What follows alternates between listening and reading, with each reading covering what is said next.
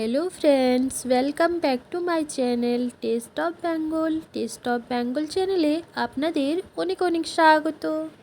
বন্ধুরা, আপনারা সকলে কেমন আছেন? আশা করছি বেশ ভালো আছেন, আর আমিও ভালো আছি। তো আজ আমি আবারও আপনাদের কাছে হাজির হলাম নতুন একটি রেসিপির সঙ্গে। আজকের রেসিপিটি বাচ্চা থেকে বড় সকলেই এতটা পছন্দ করবে যে আপনাকে বারবার বানানোর জন্য রিকোয়েস্ট করবে।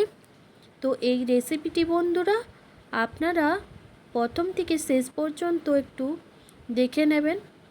আর যদি রেসিপিটি সত্যিই ভালো লেগে থাকে তাহলে লাইক কমেন্ট শেয়ার করে অবশ্যই জানাবেন। আমার চ্যানেলে যদি আপনারা কেউ নতুন হয়ে থাকেন অবশ্যই করে চ্যানেলটিকে সাবস্ক্রাইব করে পাশে থাকবেন। বন্ধুরা, পুঁই শাক আমরা কম বেশি সকলেই রান্না করে থাকি, কিন্তু এই পুঁই শাক দিয়ে এত টেস্টি রান্না হয় আপনারা না দেখলে বিশ্বাসই করবেন না। এই রেসিপি বানানোর জন্য বন্ধুরা দেখুন, আমি এখানে 3টে লম্বা বেগুন নিয়ে নিয়েছি, আর নিয়ে নিয়েছি কিছুটা পরিমাণে পুঁই শাক। তো পুঁই শাকগুলো ডাঁটাগুলো আমি এখন কেটে নিচ্ছি, সঙ্গে পুঁই শাকগুলো কেটে নিলাম। বন্ধুরা, এই তরকারিটা রান্না করে আপনারা গরম ভাতের সাথে খুবই মজার সঙ্গে খাবেন। এই বৃষ্টির দিনে তো বলারই নেই, সঙ্গে যদি থাকে খিচুড়ি তাহলে কিন্তু আর বলারই নেই, জমে একেবারে ক্ষীর হয়ে যাবে। আপনাদের সঙ্গে বকবক করতে করতে কিন্তু আমার পুঁই শাকগুলো কাটা হয়ে গিয়েছে। এখন দেখুন, আমি 3টে বেগুন নিয়ে নিয়েছি। বেগুনগুলোকে আমি দেখুন লম্বা লম্বা করে কেটে নেব। তো বেগুনের যে উপরের ডাঁটাটা রয়েছে সেটা কিন্তু আমি ফেলবো না, এই রেসিপির জন্য ডাঁটা সহ কেটে নেব।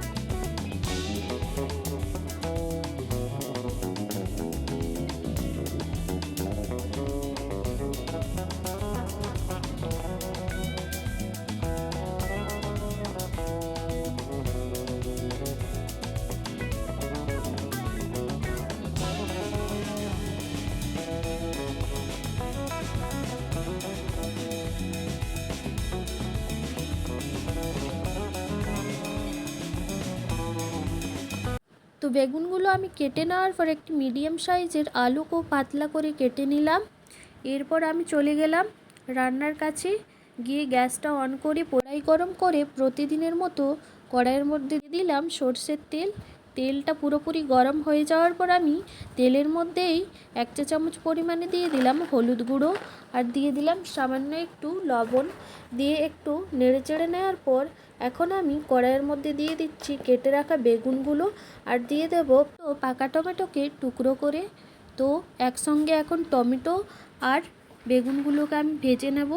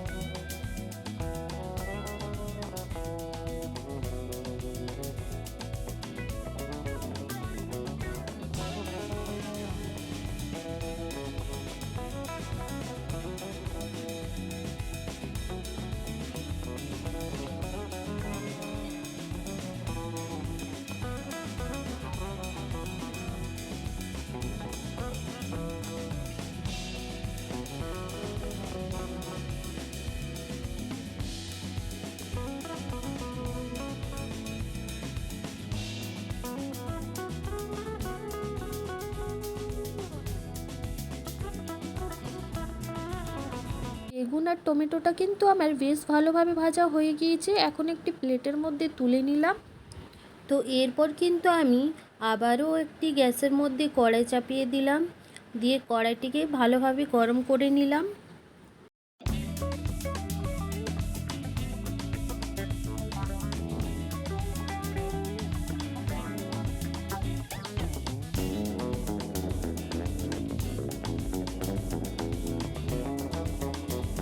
তো কড়াইয়ের মধ্যে পরিমাণ মতো সর্ষের তেল দিয়ে ফোড়নে দিলাম গোটা তেজপাতা আর দিলাম গোটা রসুনকে, দিয়ে এখন একটু নাড়িয়ে চাড়িয়ে নিলাম। আর দিলাম হচ্ছে গিয়ে একটা শুকনো লঙ্কা।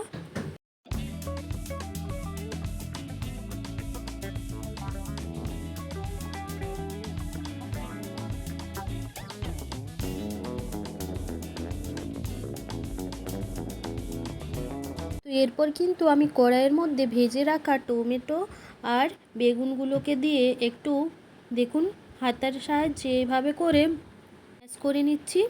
তো বেগুনগুলো যেহেতু খুব ভালোভাবে ভাজা হয়ে গিয়েছিল, তাই ম্যাশ করতে কোনো রকম কিন্তু অসুবিধা হবে না।